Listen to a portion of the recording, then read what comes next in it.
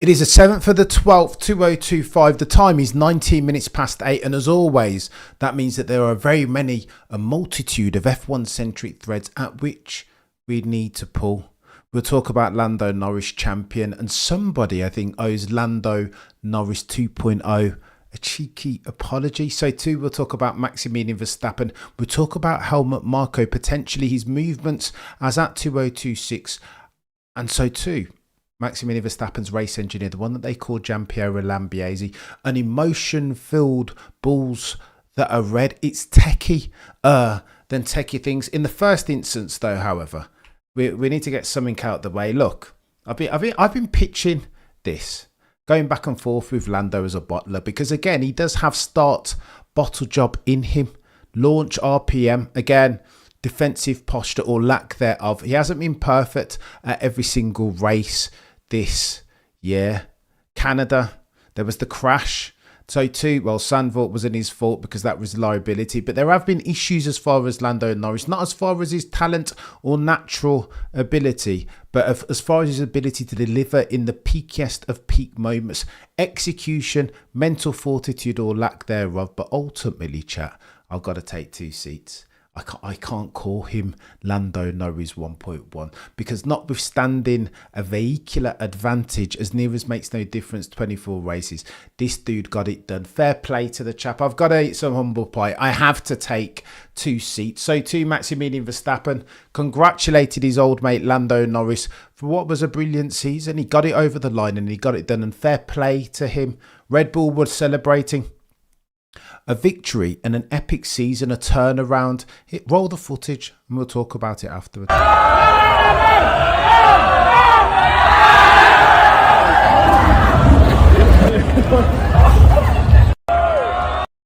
Techie, than techie things, especially when you realise that Maximilian Verstappen was 2 points away from winning his fifth back-to-back consecutive driver championship. Oh, the humanity.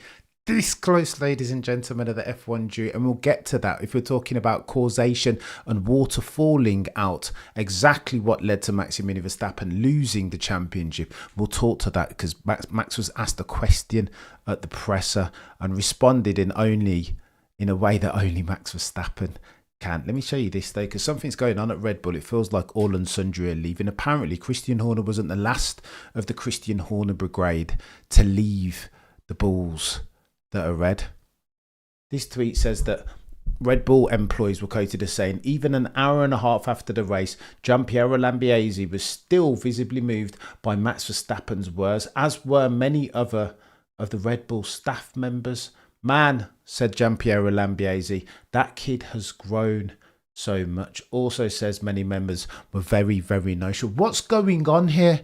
Of course Red Bull wanted to win. Of course Max Verstappen wanted to deliver on Helmut Marko's dream, the fifth consecutive, the one that Sebastian Vettel fell short of. Of course I get it, but it feels like there's more at hand here and we need to pick beneath the surface. Look, Giampiero Lambiase was spotted immediately in the aftermath of the race, sobbing, crying his eyes out. Don't believe me? Well, roll the footage.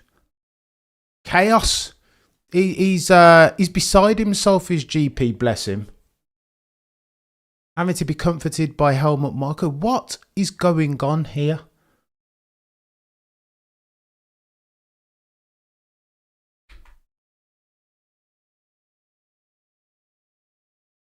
Unbelievable. Giampiero Lambiase devastated, and I don't know what's going on here. Some are saying that potentially personal issues as far as GP is concerned.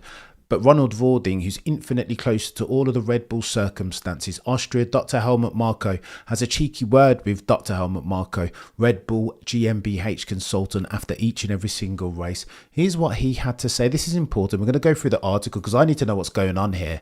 I don't get it. I'm not aware. Here's what he said in his article with motorsport.com. Netherlands, changes at Red Bull, question mark. What's behind Dr. Helmut Marko's hint and Lambiase's emotion? Helmut Marko doesn't know if he'll be competing, in Formula One next year. Lambiase's specific role also seems uncertain for now. The race engineer was very emotional in Abu Dhabi. So it's not just that Max Verstappen lost. It feels like this is the end of the Christian Horner era. For real. Imagine a Red Bull next year in 2026. Sans Giampiero Lambiase, and so too Dr. Helmut Marko. Well, let's explore it, because Vording writes that Red Bull Racing has impressively turned around 25 season. Max Verstappen narrowly missed out on a 5th consecutive world title by 2 points, but said he considers the turnaround in itself even more important than the outcome of the title race. Super mature, that from Max Verstappen. And again, he espoused those words in the post-race presser. The Limburg native added that the team atmosphere is now good again. Nevertheless, that doesn't necessarily mean everything will be exactly the same next year. They've got shareholders to appease. Red Bull GmbH will want to win. Charlie Mavigia, the 51% owner of the parent company, will want to win. And they didn't win this year. Not anything, not the constructors and not the drivers.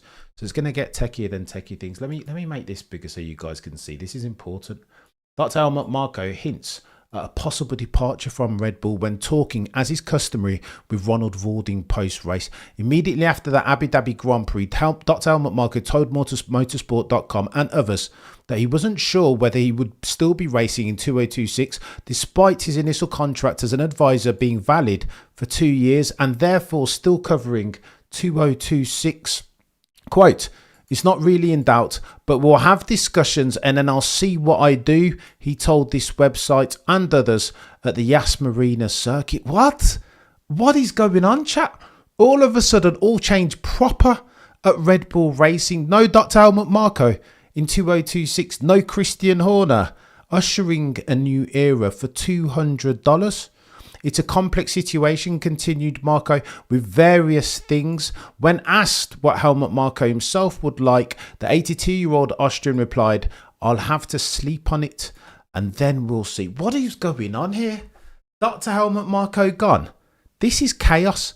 Marko's issue, continues Ronald Vording of motorsport.com, is related to the team's overall structure, with the Austrian parent company taking more control again this year. Moreover, Red Bull needs to look for a sustainable leadership structure, given Marko's age can also work in the long term. Marko has made no secret of the fact that a 5th world title for Max Verstappen would be his ultimate dream, and that he was definitely considering retiring if Max Verstappen himself were to do so one day. Now, you remember, not too many moons ago, there was talk of a Helmut Marko clause in Max Verstappen's contract, meaning that if Helmut Marko left the team, that Max Verstappen could null and void his contract. This was when Mercedes' transfer move was at its peak. But we go into next year with Max Verstappen definitely looking at a potential move, especially if Red Bull Racing don't build him a car. The urgency is doing one of these, going up in increments,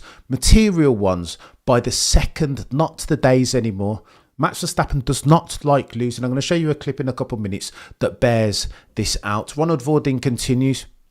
With the talks during this winter break, that day could come sooner, although Dr. Helmut Marko has certainly played a fundamental role in Max Verstappen's rise. You get it. The Austrian immediately offered him a F1 seat in 2015, while Mercedes initially considered a year in GP2. Verstappen subsequently backed Marko several times, most notably in Saudi Arabia last year, when Marko's position came under pressure in the power struggle with then team principal Christian Horner. Helmut Marko clause in Max Verstappen's contract. And that's not going to be the only performance clause going into 2026 that Max Verstappen has in his contract. You will recall this year he needed to be within the top 3 as at the summer break. Otherwise, he could have null and voided his contract with immediate effect. Top 3 for next year becomes top 2.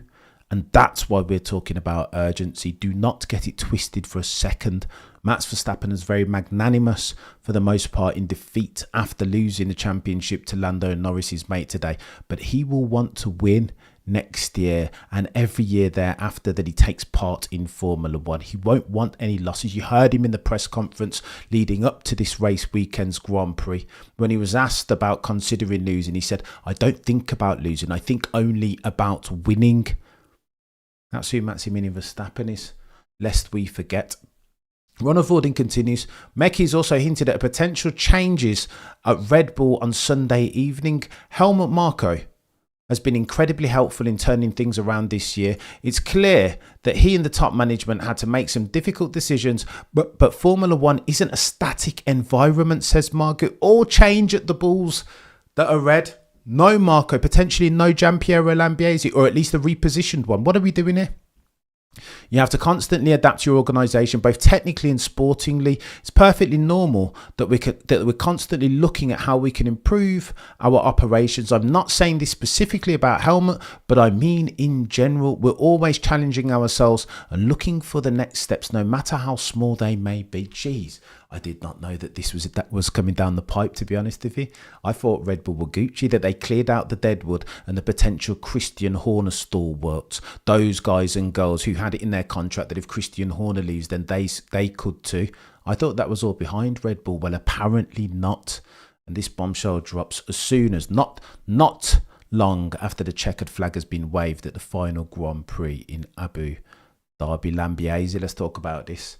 You can see him crying. Now, I thought, seeing that image, I thought it was just the fact that Max Verstappen, it meant a lot, didn't it? Giampiero Lambiase desperately wanted his little brother, in inverting commas, Max Verstappen, to win his fifth. But again, we find out differently that there are other things going on per Ronald Voording and motorsport.com. Lambiase emotional after a tough year. Marko's position isn't the only question mark heading into next season, writes Voording. After the race in Abu Dhabi, Giampiero Lambiase was particularly emotional on the pit wall. You've seen the video already.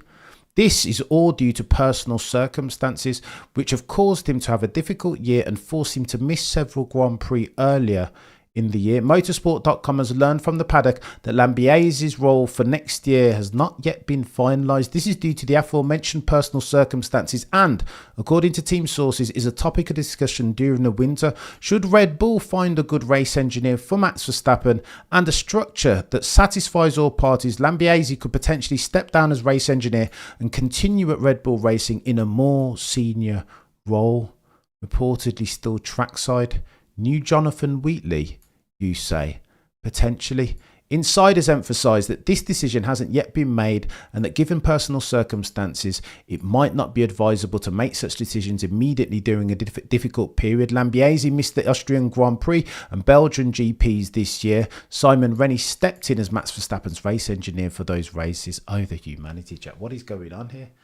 Can you imagine Maximilian Verstappen with a different engineer not named Giampiero Lambiase? All change at the Bulls that are red. Regarding Lambiase's emotions, this article continues. Verstappen said immediately after the race, it's been an emotional year. Forget this year's results. And I don't want to go into too much detail, but it's been tough. I'm especially happy to be working with someone so passionate. Of course, he's my race engineer, but I primarily see him as my friend. We've been through so many emotional things together and delivered fantastic performances.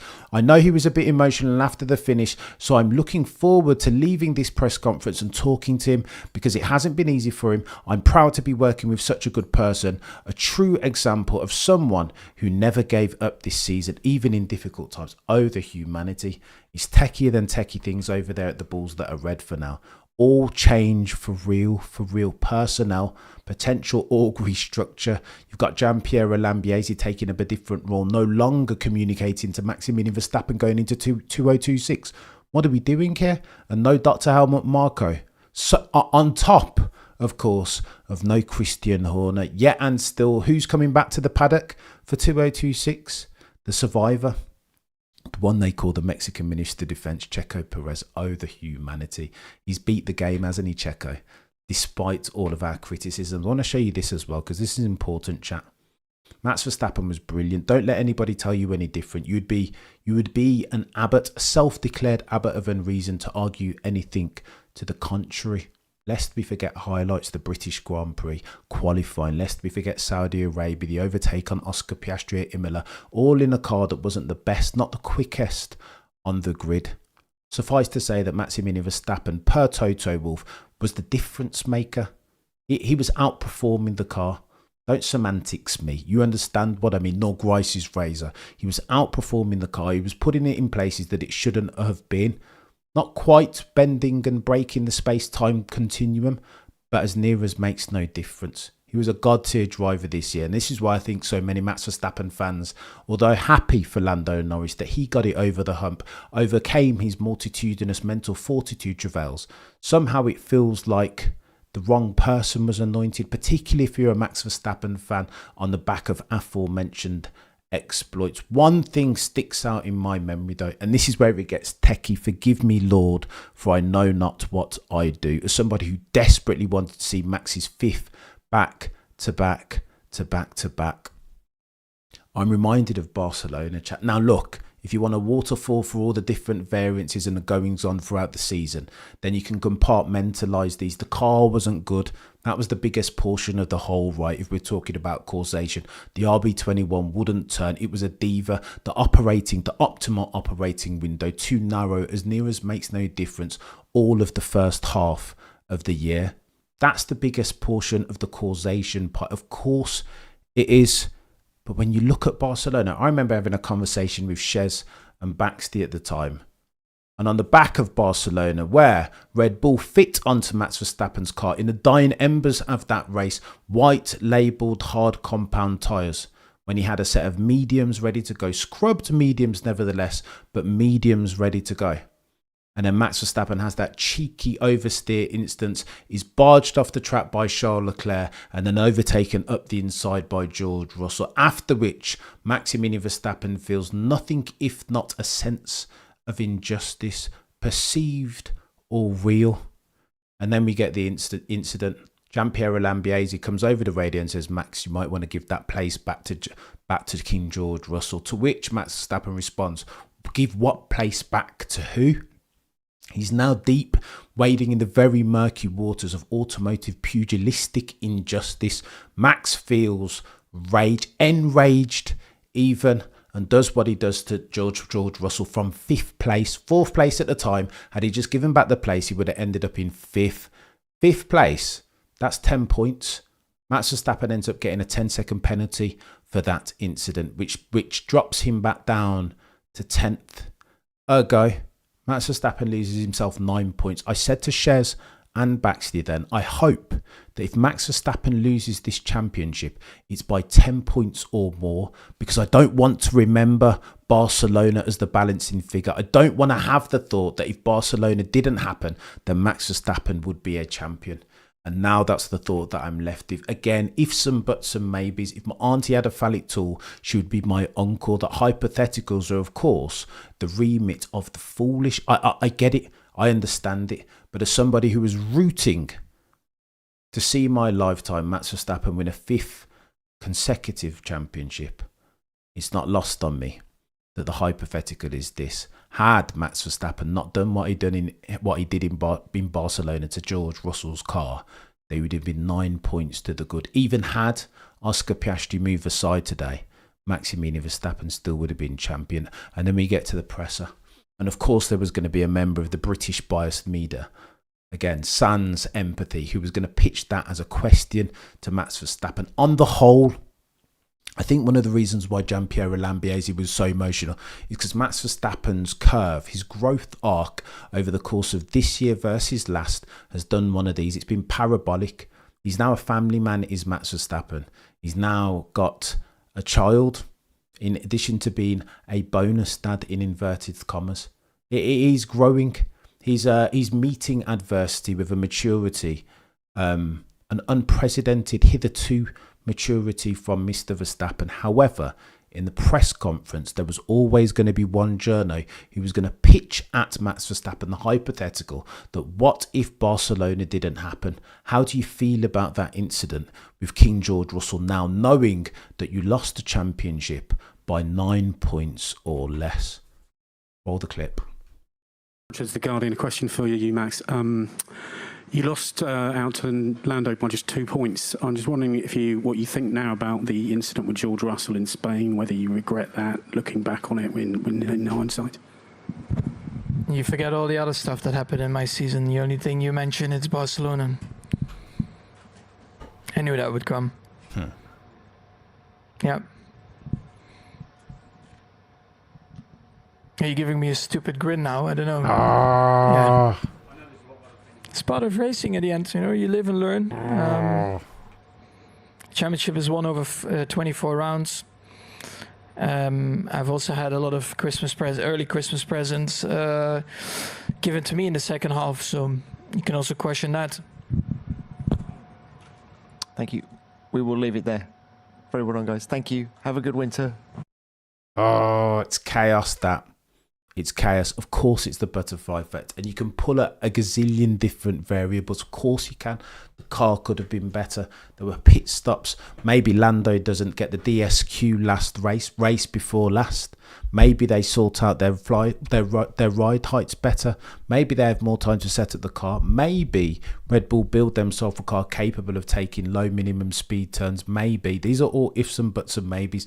But the one for me that was directly within Max Verstappen's control was Barcelona. Now I understand, props to Max Verstappen, because in the first stanza you can hear him raging.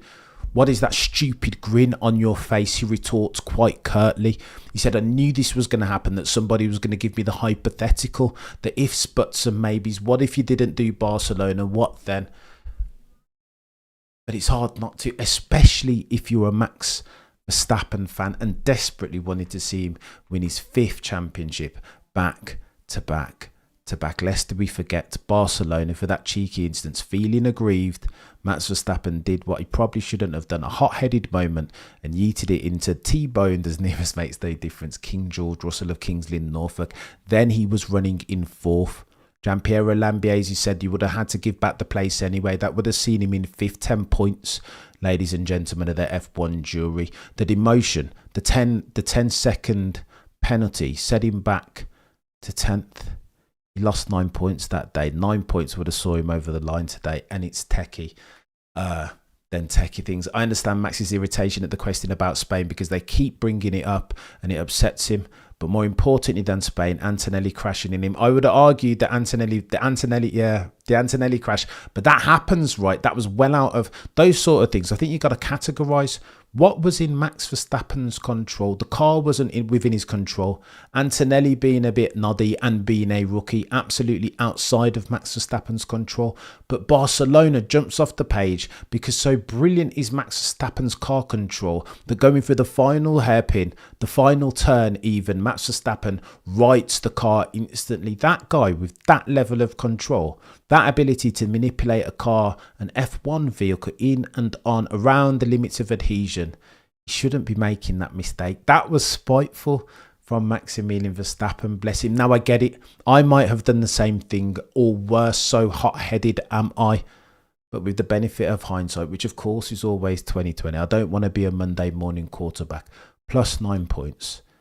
And the lad, the legend, that is Maximilian Verstappen, would have got it over the line. It's techier than techie things, and that's the burden that I'm left with, sadly, on reflection in 2025 when I consider the Drivers' Championship. Worthy winner, Lando Norris. Terms and conditions, mileage may vary on deserving, but I think Maximilian Verstappen was by far the best driver in 2025, and but for that cheeky mistake, that hot-headed instant at Barcelona, he would have been gone clear to the tune of 7 points.